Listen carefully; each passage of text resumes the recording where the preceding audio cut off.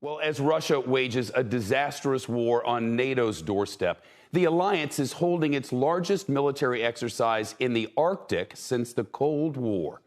U.S. Marines joining around 30,000 troops from more than 24 countries for land, air, and sea drills in Norway to prepare for any enemy aggression in the high north.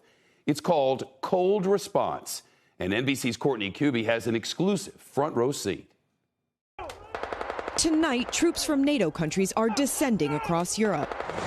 30,000 are now in a remote coastal corner of Norway, nearly 200 miles above the Arctic Circle. Today's scenario, Norway being attacked by another nation. NATO responds, invoking Article 5 of the 1949 treaty stating an attack on one of NATO's 30 members is an attack on all. The first and only time it was ever invoked was 9/11. On hand for today's exercises, troops from 27 countries. Most of these Marines just came ashore yesterday. Their mission, link up with other Marines and NATO allies to begin the part of the exercise where they attack the enemy.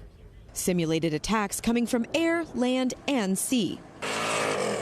This is Cold Response 22, a military exercise where NATO partners must work together in frigid conditions. In the continental, 48 states, weather's not as extreme as here in the high north, so giving us that exposure is really nice because there's a lot to learn, that's for sure. Today's drills were planned months before Russia's invasion of Ukraine. It's naive to think that it's not on people's minds, so absolutely they're tracking it and so are we, but the exercise is completely separate. The dangers of operating in this type of harsh environment evident last week when an Osprey crashed during a training exercise, killing the 4 U.S. Marines on board. They know their best friends remains are on their way back to the U.S. and their families are grieving.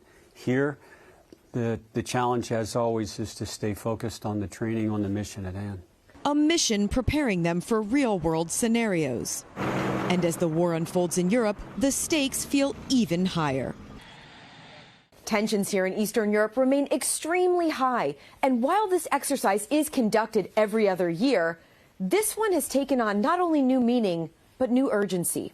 Shep? Courtney, thank you.